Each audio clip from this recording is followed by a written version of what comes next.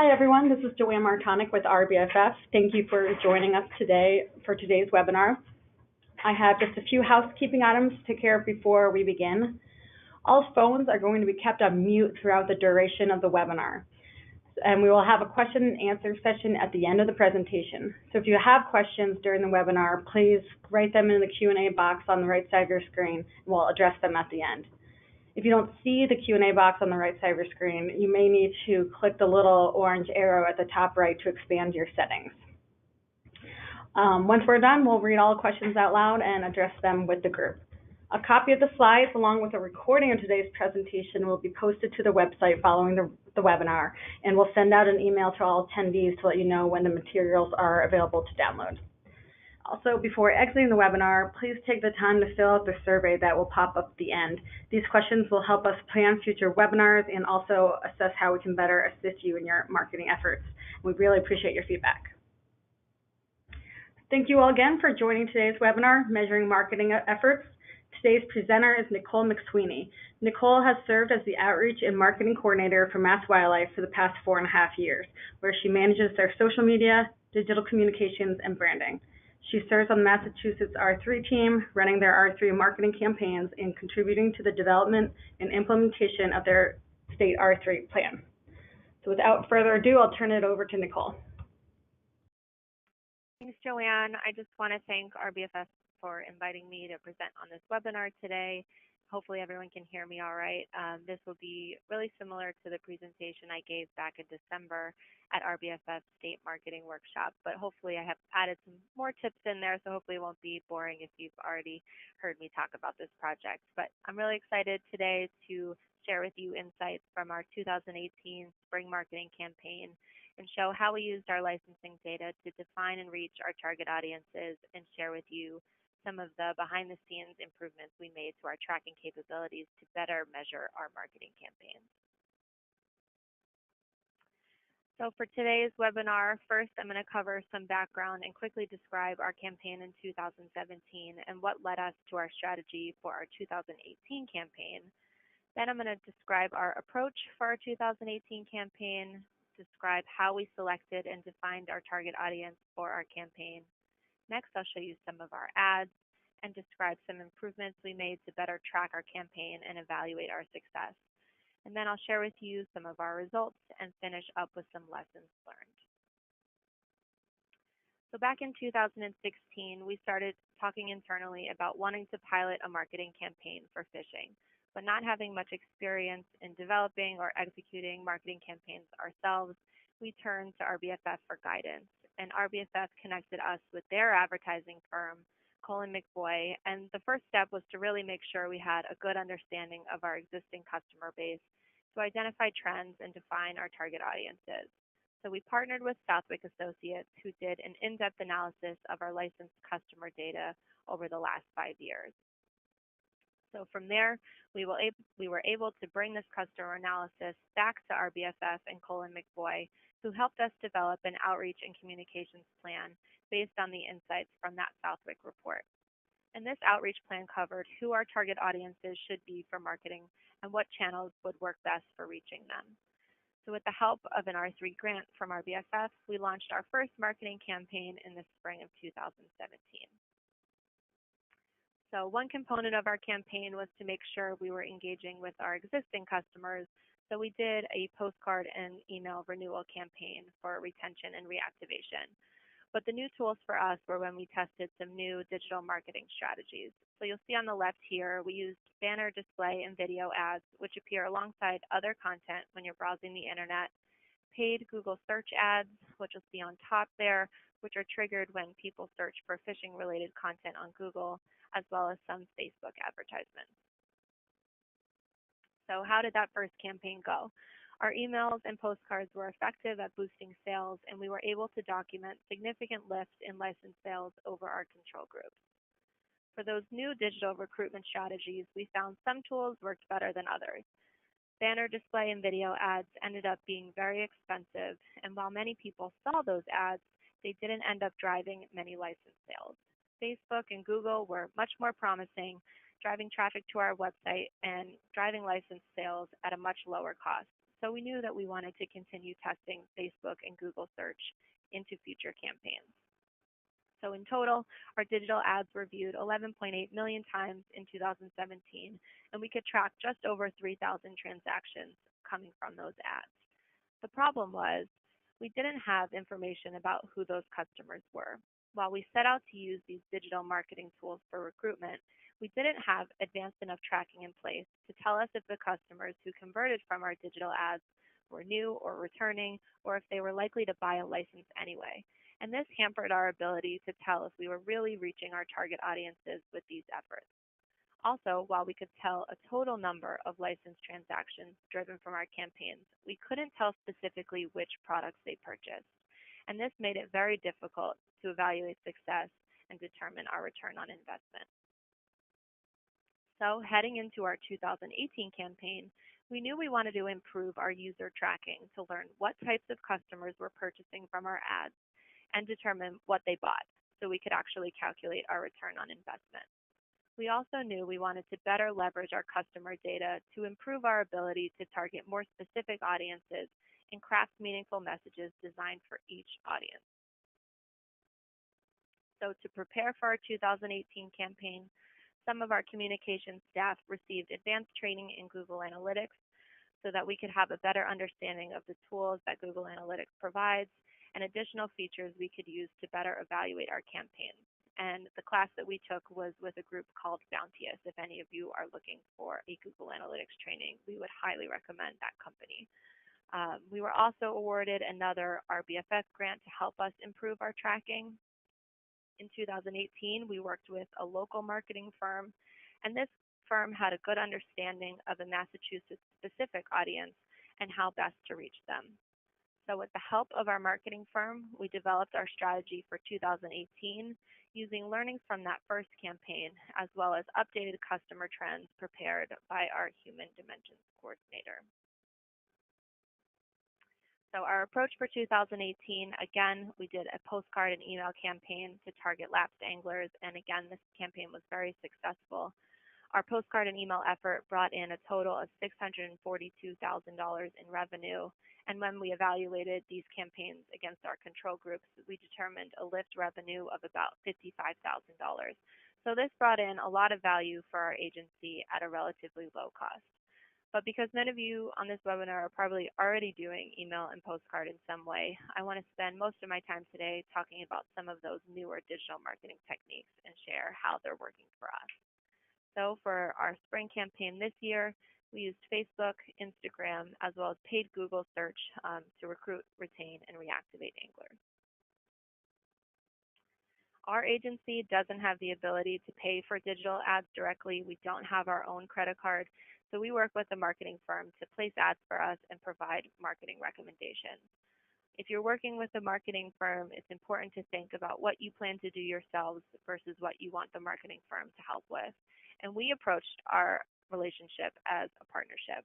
We wanted to take full advantage of all of the great marketing expertise that our firm had, their knowledge of the various platforms, how best to use them, while also bringing to the table our own expertise of fishing in Massachusetts and what we could share with our customer data, our own experience about who fishes in Massachusetts, what motivates people to fish, and this made for a really great partnership. Analytics is one example of something that we were able to do really well and collaboratively with our marketing firm. So our marketing firm closely monitored ad performance using Google and Facebook dashboards, while we were able to monitor sales and revenue on our end through our licensing systems database. If you plan to share data with a marketing vendor for targeting or for analysis, it's important for states to clearly specify how the data can be used in your contract and understand any limitations your state might have for data sharing with third-party vendors.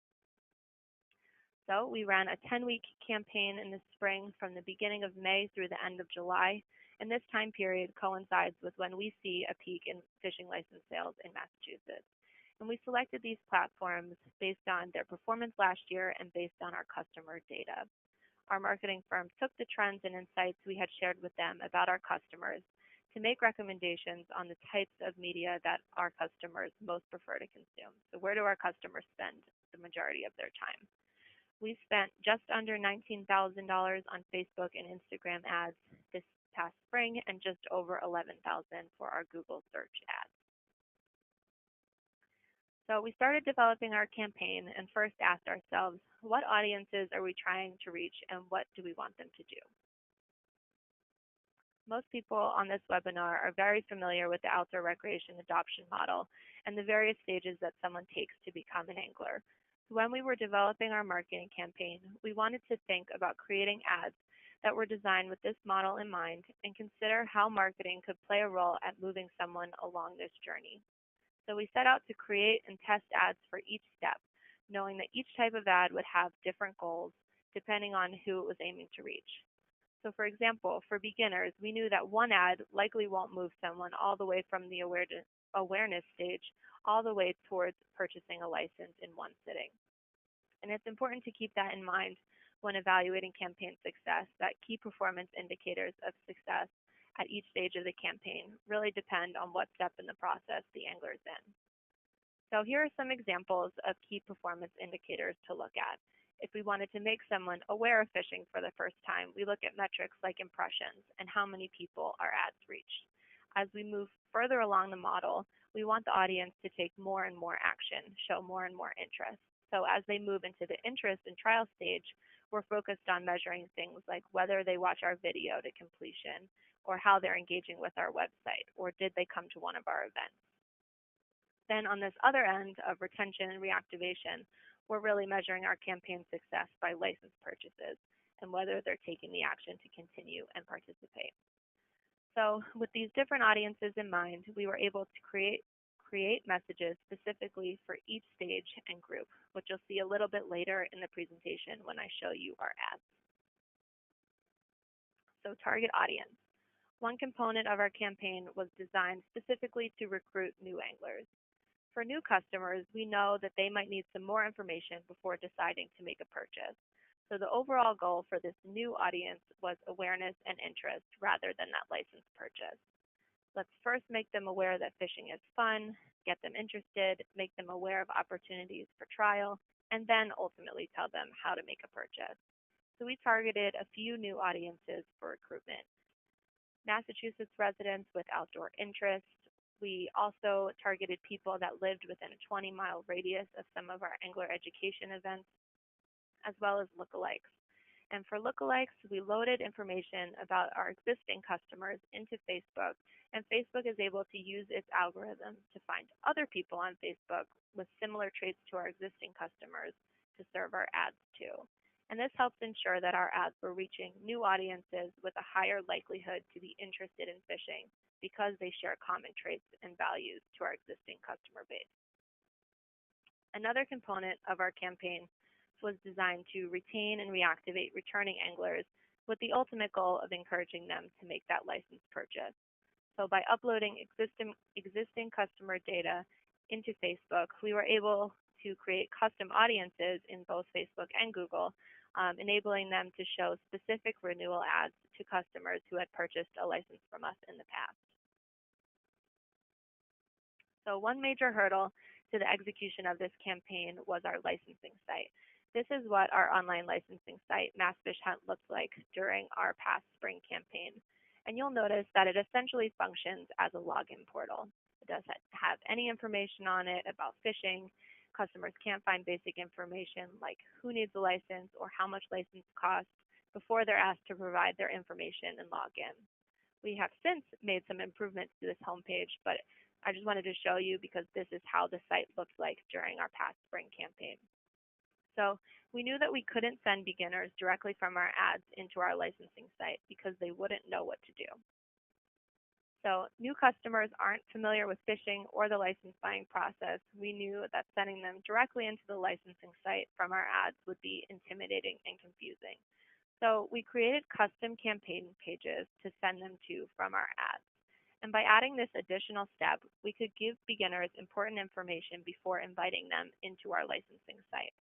So on the campaign pages, we were able to measure their engagement and behavior. And then we could also measure whether or not they ultimately went into our licensing site and made a purchase. And this is an example of one of those campaign pages.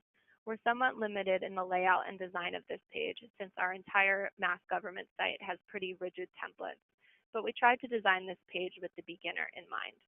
We still included a strong call to action so customers would be encouraged to continue on and make a purchase, but we also provided other resources for beginners, like who needs a license, how much do they cost, where to fish, and fishing tips and classes. For returning anglers, because they've gone through the process of buying a license in the past, we felt more comfortable sending them from our ads directly into the licensing site. The goal for this portion of the campaign was to get customers to renew, so we wanted to get them directly into the site as quickly and as easily as possible, and from there we can measure whether or not they made a purchase. Now I'm going to show you some of the ads from our 2018 campaign. For social media, in total, we made 10 different video ads and 2 different photo ads. We were able to use footage from RBFF's national campaigns, as well as our own footage to put together a series of short video ads. All of the videos that we created for social media run between 10 and 30 seconds and use the same consistent music and color schemes so they complement each other throughout the campaign. So with each one, we were able to test 2 different messages. So this shows an example of the A/B testing. The video that's displayed is the same, but the accompanying text and titles are slightly different. The messages had themes like enjoying the warm weather, spending time with family and friends fishing, and then after a period of time of having both videos going, we would evaluate the performance of the different videos and messages and make adjustments to our budgets to turn off the poorer performing ads and make sure our best performers were optimized. As I mentioned earlier with the outdoor recreation adoption model, we tried to create ads for each stage in the process. And these are just screen grabs. I'll show a sampling of the full videos in a moment. But we had some ads specifically designed with a new angler in mind to generate awareness and interest by highlighting a fun family fishing experience, create a memory. We also developed ads specifically to encourage trial. So we were able to promote our free fishing weekends for a week leading up to the weekend where anyone can fish for free statewide without a license. We were also able to promote some of our Angler Ed classes this spring, which give participants the opportunity to try fishing for free without a license and get some instruction from us. So for these ads, we were able to target people that lived within a 20-mile radius of the event and ran the ads for a week leading up to the event. Another thing we tested was a rod giveaway contest. So we partnered with Cabela's, who donated some rods to us and asked people to tell us their favorite thing about fishing and randomly selected winners.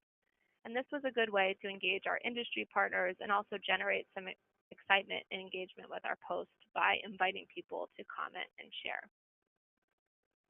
And then finally, we were able to create ads specifically encouraging our past customers to renew their license. And Facebook only showed these ads to people whose email address matched those in our customer database. And if the videos work correctly, I will try to show you some of those videos now.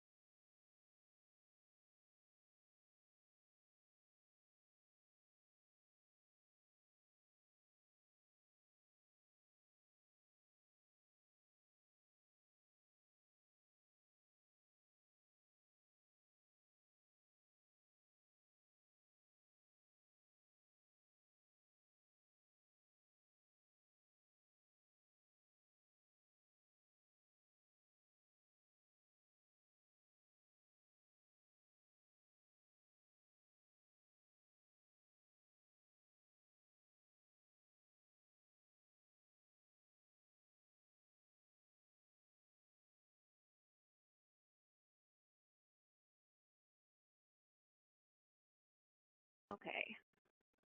So I have two final videos that I would like to share. So after those videos that I just showed, showed on Facebook for the first few weeks of our campaign, we monitored the comments and feedback that we were receiving on those ads.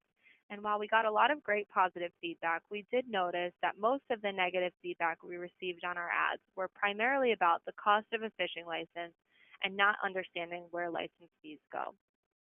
So we created a couple of new ads to show in the second part of our campaign to specifically address these concerns. And the first was a video that compared the cost of a fishing license to the cost of taking your family to the movies. And the second was a video that demonstrates how fishing license fees are used.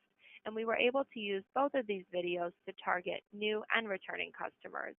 The video that we created to demonstrate where fishing license fees go actually ended up being one of our most successful and most clicked on ads.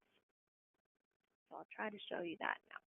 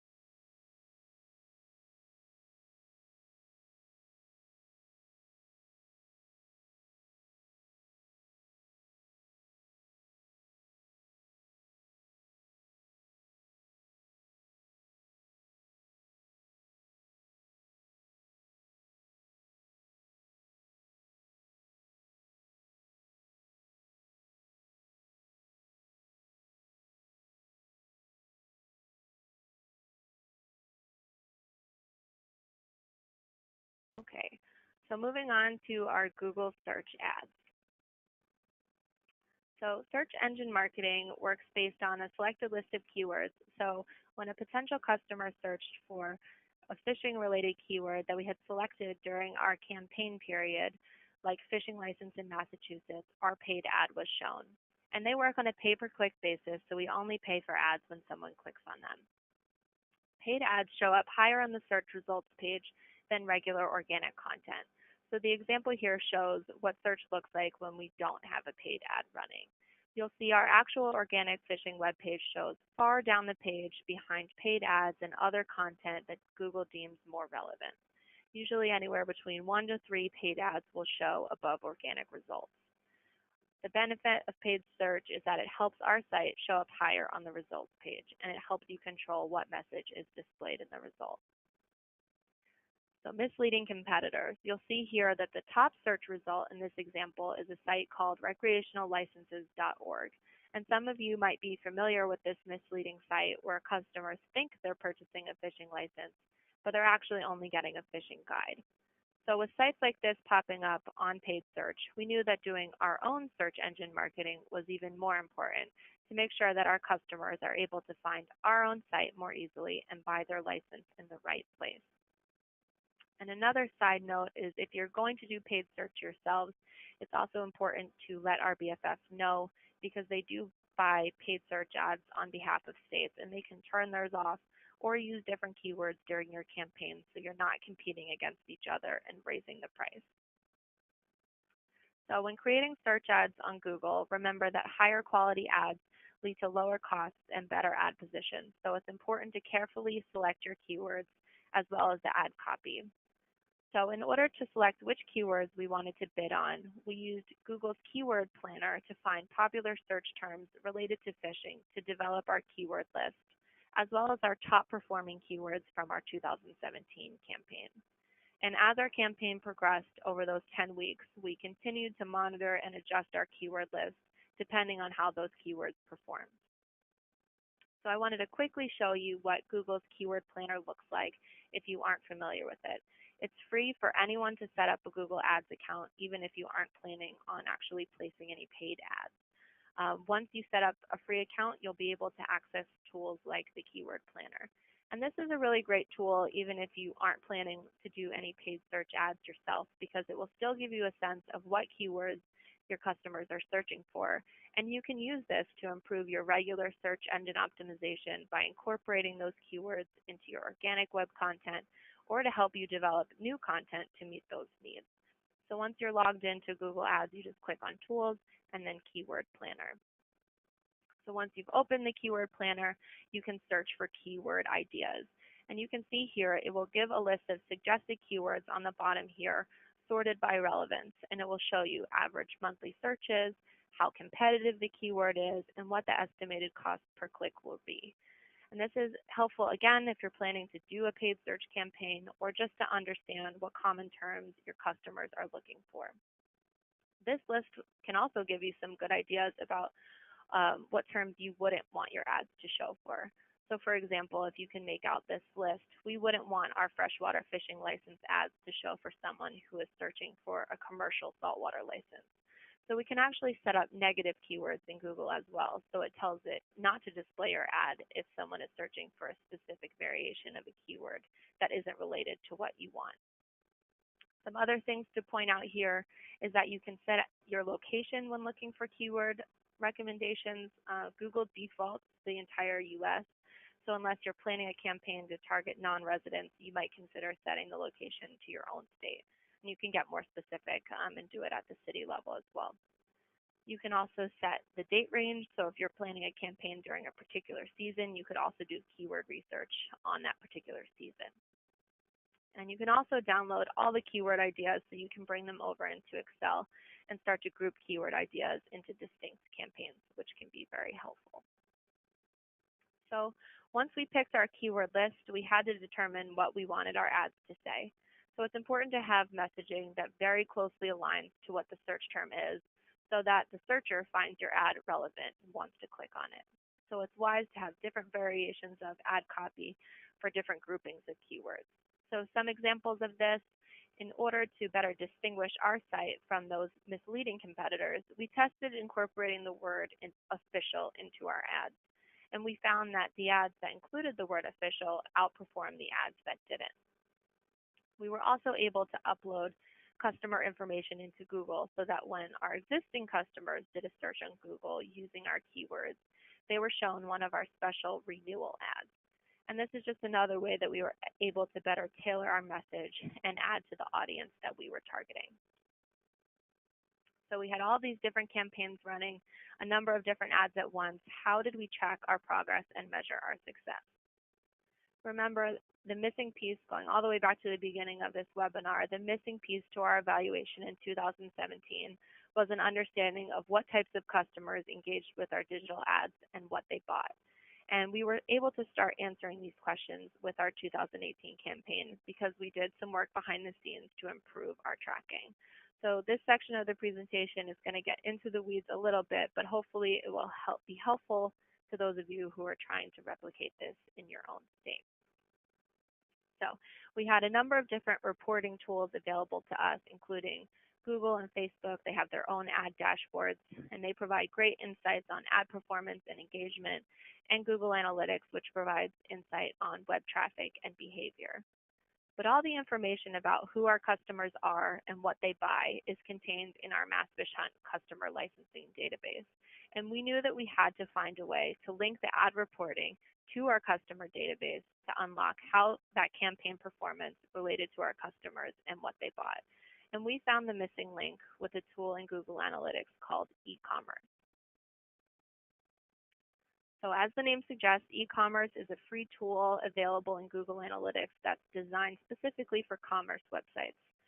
We worked with our licensing vendor, Aspira, to place some coding into our licensing site to enable e-commerce functionality, and then we turned it on in Google Analytics. Once that coding was placed, we could begin seeing additional metrics in our Google Analytics reporting, including revenue, transactions, products, and transaction ID, and I'll show you an example in a couple slides. We also used UTM codes as part of our campaign to improve our tracking. On top is what a regular link looks like that will lead you into our website. UTM codes are a bit of code that you can add to the end of a link that helps you specify source, medium, and campaign. So in this example, the source we are specifying is Google, medium, CPC, which just means cost per click, and the campaign is called conversion. There are a number of free UTM code generators out there online, so you don't need to know how to code or anything to do this yourself. You can name your source, medium, and campaign whatever you want. Just make sure you keep a record of what you're calling each marketing effort so you can keep it straight for your evaluation. Once you have these set up, these details for source, medium, and campaign then show up in your Google Analytics report to show you which ads your customers came from. So we began using these UTM codes on all of our digital ads and on our links on our campaign pages. So this is what a report looks like in Google Analytics. You'll see a column named campaign to specify which campaign a particular customer originated from. You'll see the same campaign name we specified in the UTM code, retargeting visitors, appears in the Google Analytics column under campaign. So this just shows you where that will show up in Google Analytics if you're using a UTM code. Then you'll also see a number of other fields that are enabled through e-commerce, like revenue and product quantity, that are available for viewing once you turn e-commerce on.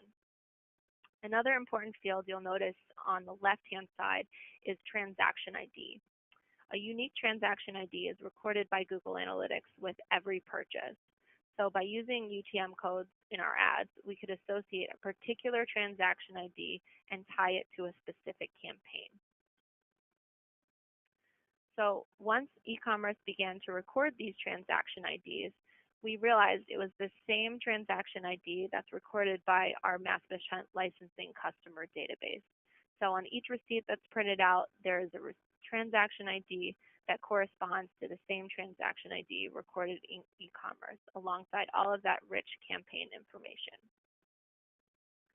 This meant we could export the reports from Google Analytics e-commerce containing the campaign information and transaction ID and match it by transaction ID to our customer database.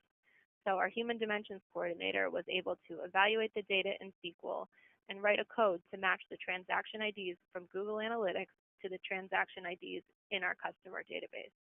And this was a really big revelation for us because now we could evaluate our results by campaign and look at the demographics of people who purchased from each campaign. We could tell if they were new or returning customers because it was linked within our licensing database, and tell which products they purchased by matching their information in our customer database. So there were two different types of transactions that we could measure with our evaluation. The first type of transaction is called a direct transaction. Direct transactions means a customer saw an ad, clicked that ad, and continued through in one session to complete their purchase. Because that customer purchased directly from an ad, their UTM campaign source would be recorded in Google Analytics, and we would have their information recorded by e-commerce. Additionally, if a new customer saw our ad, went to that campaign page, and then went on to purchase their license all in one session, it would also be recorded as a direct transaction because we use UTM links on our campaign pages as well. The key to direct transactions is that the customer clicked the ad and immediately went on to make a purchase in the same session. For direct transactions, we are able to see a lot of details about that transaction through Google Analytics, including what products they purchased and what type of customer they are. Because they came directly from an ad with that UTM custom link, we can track exactly which ad each license purchase came from. The other type of transaction we could evaluate is called a conversion window transaction. Many customers take time to decide before making a purchase. They might see an ad and not decide to purchase for a few days or even a few weeks. So if someone thinks about it before purchasing and doesn't continue on from the ad in the same session, we don't get all the benefits of UTM codes because they aren't coming in directly from an ad. The link is essentially broken, and we wouldn't be able to record their behavior by e-commerce with campaign information. But we were able to use another technique to evaluate those customers who took some time to decide after viewing our ads. So by using tracking pixels, we could evaluate the transactions of those customers who took time to decide after seeing an ad. By placing some simple code on the confirmation page of our licensing site, Google and Facebook were able to track customers for a period of time after engaging with our ads to see if those customers eventually purchased the license and made it to that confirmation page. Facebook will record purchases for a 7-day window after a customer views our ad and for a 28-day window after a customer clicks on a Facebook ad. And Google will record purchases for a 30-day window after a customer clicks on a search ad. Unfortunately, these pixels only tell us a tally of purchases by recording the number of confirmation page visits. So if we looked at our Google or Facebook ad dashboards, it would just tell us a total number of transactions that our ads drove. Again, because these people did not enter the licensing site directly from our ads, we can't tell which specific ad they originated from or might have seen. Also, because Facebook and Google operate independently from each other, there is the possibility that Facebook and Google dashboards can both take credit for the same conversion window transaction. So for example, if an angler viewed one of our Facebook videos, then a couple of days later did a Google search and ended up buying a license, Facebook and Google would both take credit for that transaction since the angler was within the 7-day window for Facebook and within the 30-day window of clicking on a Google ad. So because we aren't able to attribute these conversion window transactions back to a specific ad, we can't be sure how many conversion window transactions are double counted by Facebook and Google. So moving on to our results. For our direct transactions, we tracked just under 9,000 transactions from Google and just under 400 from social media. Again, this only accounts for those people who clicked on an ad and immediately continued on to make a purchase. We know that each of these 9,079 transactions are unique because we know specifically which ad they generated from. For the longer conversion window, we were able to track just under 15,000 transactions from Google and just under 10,000 for social media. Unfortunately, because we aren't sure how many might be double counted, we can consider the number of transactions generated as a range. So on the low end, at least 14,000 transactions were driven from Google alone, and then on the high end, up to 24,000 if we add those transactions together. We can't be sure of where we fall in that range without knowing how many are unique.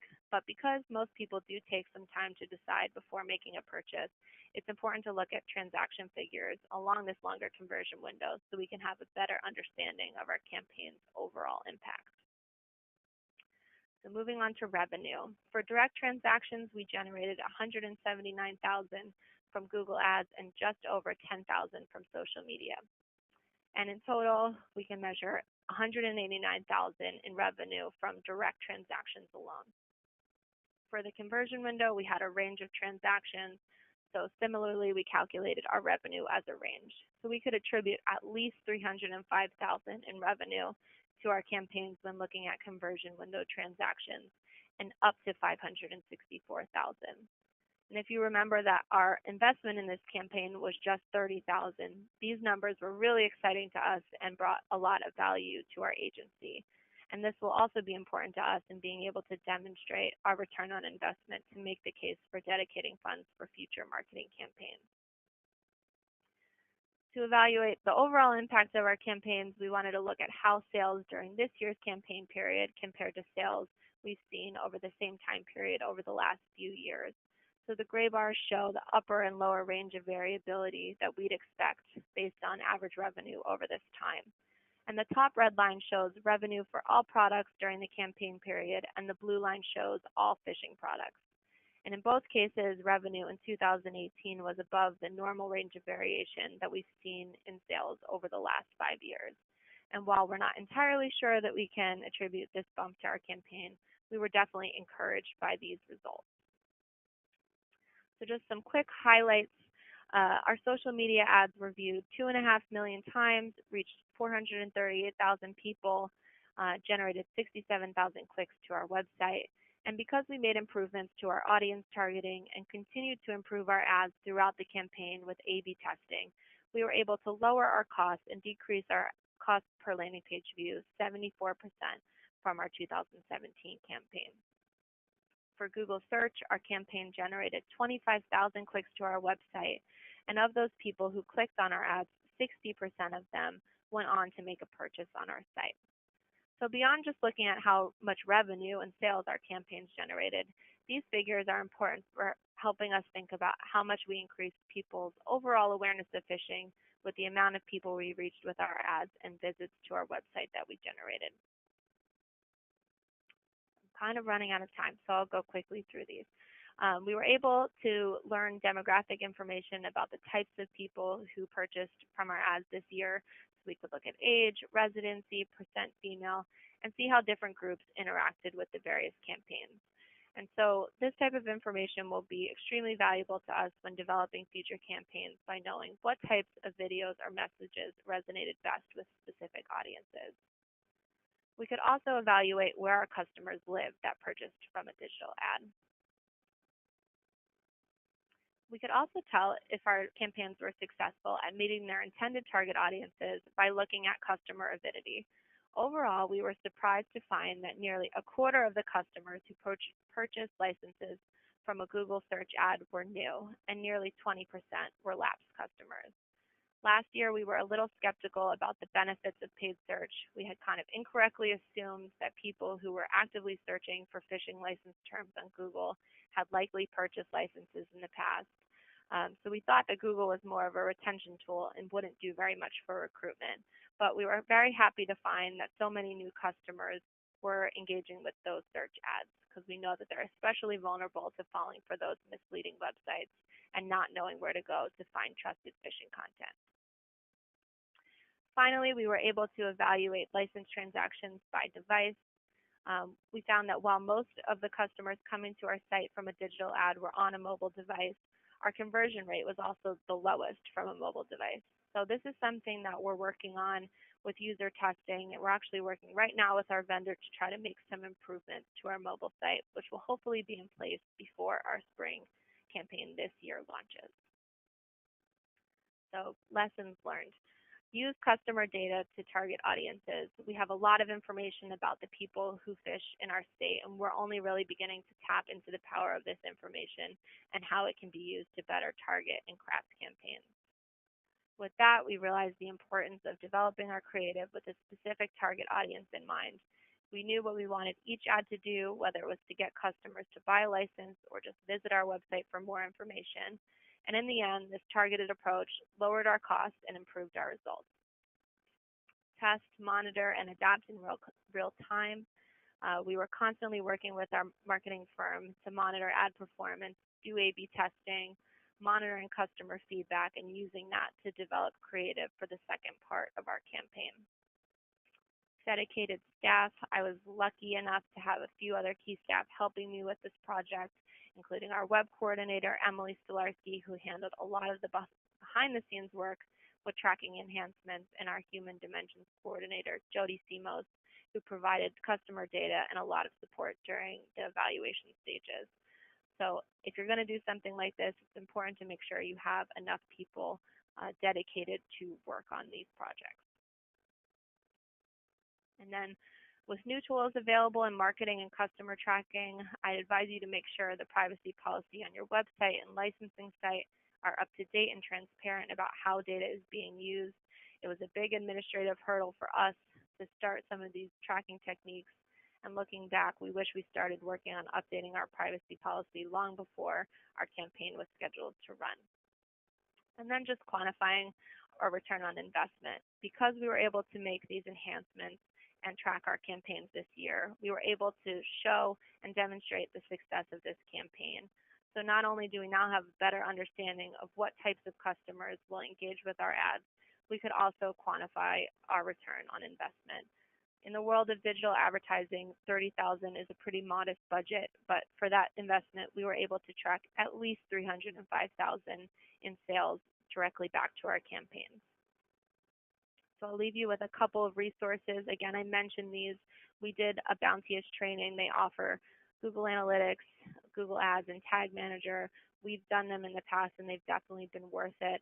Google also offers some free online training if you don't want to go to an in-person training called Google Academy, and there's a ton of good resources online if you're looking for help. Again, I mentioned Google's Keyword Planner. Uber Suggest is another keyword tool. And then we'll also be putting, our BFF will be putting up the case study and our report on their website if you want to learn in more detail about what we did, including like our keyword list is also in that final report.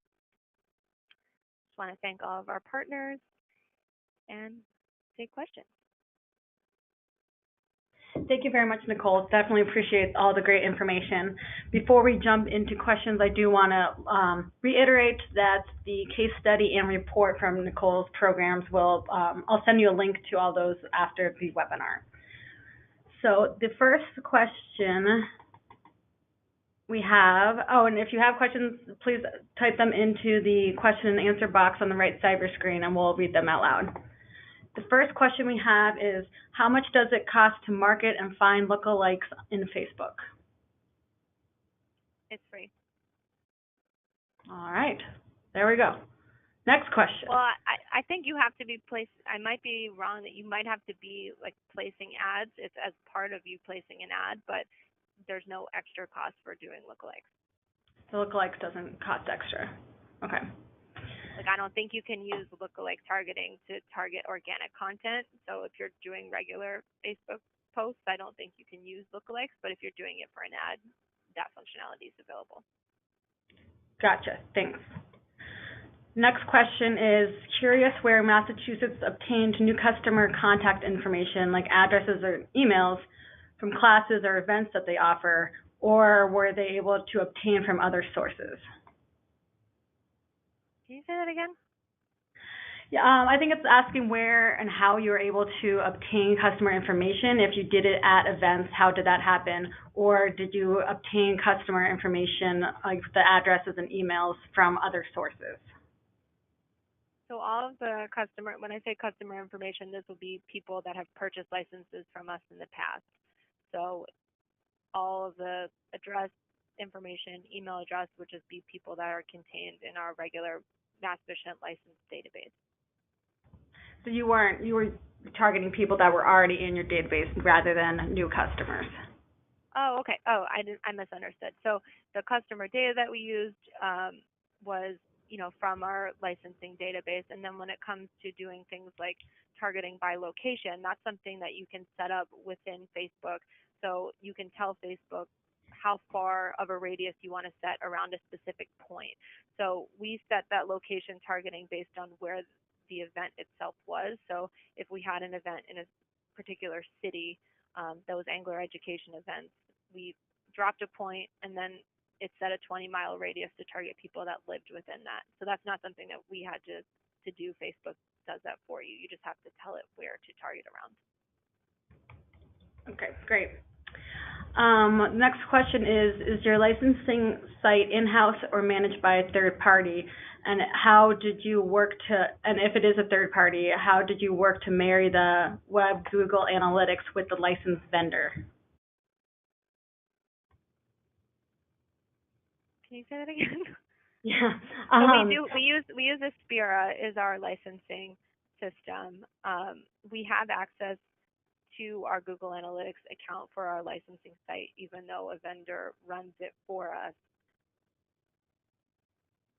Okay, so I think the question is asking how you connected your website's Google Analytics with the licensed vendor to see who purchased a license. So just using UTM codes, you can look from an ad into your Google Analytics licensing. So, I mean, once you have your Google Analytics set up for your licensing site, you can see the UTM codes coming in from an ad directly on that site's Google Analytics. If their question is about you have another website in between with a different domain, there's a different way to do that, but it's a little complicated. But I would just suggest Googling cross-domain tracking, and that's kind of what you'll have to set up in order to measure traffic from an ad through a different website and then into your licensing site if they're separate. Okay, great, thanks. The next question is Google Tag Manager is another way to do that as well. Okay. The next question is, did your revenue figure include just money from the outright permit purchase, or did this also include estimated federal reimbursement money? It does not include reimbursement. This is straight sales. Gotcha. Can you describe your working relationship with the marketing firm? Have you considered evaluating adding staff and doing it in-house in the future? So it would be pretty difficult to do in-house, specifically because we don't have the ability, we don't have a credit card, and you can't set up a different way to actually pay Facebook and Google. If people are aware of other ways to do this, I'd be interested in hearing it. But primarily, payment would be a really big hurdle for us. I would also just say the amount of expertise that they were able to give us in terms of how to set up ads and just some best practices around keyword lists. I mean, that's something that we're dedicated to learn more about, but don't know that we have nearly as much. I know we don't have nearly as much expertise as a marketing firm that does this all the time. So we really tried to, again, approach it as a partnership, leverage their knowledge of marketing and pair that with our knowledge of fishing. And it seemed to work out pretty well for us to take that approach. Great, thanks. Speaking of the marketing agency, how much did you pay for the ad agency that assisted you? It was about $5,000 on top of what when I say $30,000, that was like the actual ad spend, how much we put into the market, and then on top of that, it was about $5,000 for them to manage the ads. They created all of those videos for us. So yeah. Great, thanks. The next question is, does e-commerce tracking break out the permits and license purchased, or only a total amount for the transaction? It tells you specifically what people purchase. So you can set it up. It'll tell you the different. Let me go back. So it will show you the different products. I don't know if it shows here. I'm pretty sure you can tell the different products that are in there. I mean, you could use that as an estimate. The revenue that comes in. We know that it doesn't always work perfectly, so you can't really use that as your sole estimator. But because we had transaction ID, we could then go take that into our licensing database and validate that sale and be able to tell in our customer database exactly what was purchased. Great. Next question is, I'm curious to learn more about the privacy policy details. What kind of things should we be updating? So, for example, with us, the way that this is still an ongoing thing for us, so I don't want to make it sound like we have it all figured out in terms of a privacy policy yet. The way that we approached it last year, we worked with our legal counsel as well as legal counsel for our regular mass.gov site, and we incorporated some specific language into our regular mass.gov policy that specifically just called out the types of tools we were using. So it had a section about Google Analytics. It had a section about pixels and tags, so that kind of helped us start to put together that list. That's something that we're still kind of reviewing. Our ads and our legal counsel are still kind of learning with us what should be in a privacy policy that will cover us for this sort of thing. I know our licensing site also has their own privacy policy. So they're all things you kind of have to look at.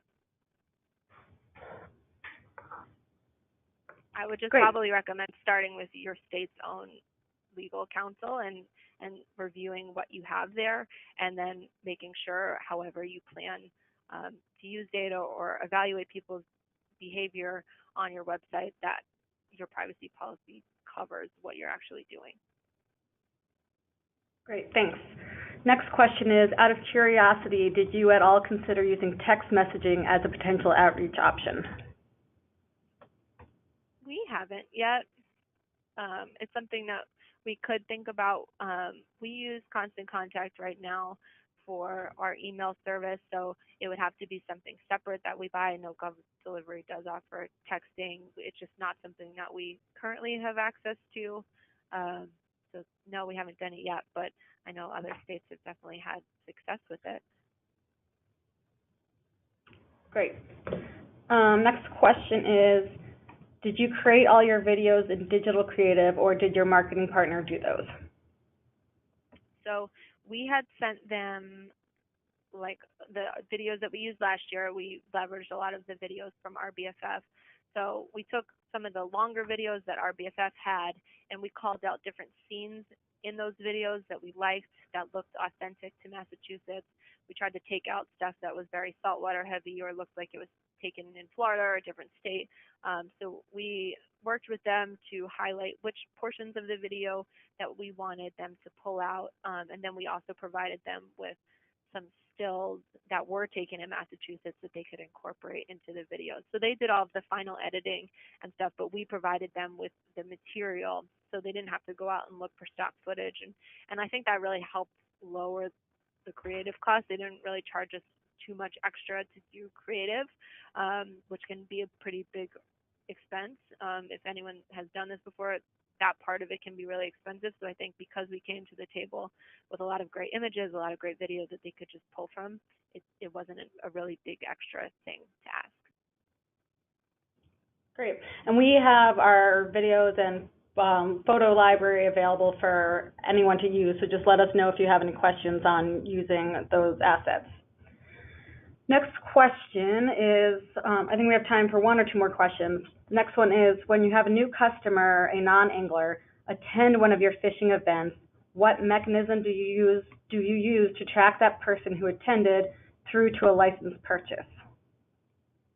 Yeah, so that's something that we're actually still working on. One of the things that we did this year that was new for us, it didn't actually work out that well, but I'll mention it anyway, is that we did provide them with a postcard-sized thing that had a link, and it had a UTM code behind it. So we only gave those out at our Angler Ed classes. So it brought them to a custom page on our website. It kind of gave them next steps. Hey, you've taken an Angler Ed class. Here are some other things that you can do. This is how you buy a license. Here's some fishing tips that you need if you still feel like you need more support before buying a license. And so if they went to that page and then purchased the license from that, we could tell. But we don't currently pre-register people for Angler Ed classes, so that is kind of a break in the chain. If we really wanted to close the loop, we could ask people to register. That way we could, match it with email address or something like that, but it's just not something that we've done yet, but hopefully we'll be doing that for future years. Great, thank you. Well, I think that's about all the time we have for questions. If you have more questions, you can shoot me, Joanne Martonic, an email, and I'm sure Nicole's email address is on the screen, so you can email her as well. Before you leave today, please take the survey that will pop up. Your feedback on the webinar is very appreciated. We will send you an email when the recording and the PDF of the PowerPoint of the presentation is online. And I will also be emailing you all the case study and the grant report. Thank you all very much for attending today's webinar, and have a great rest of your day.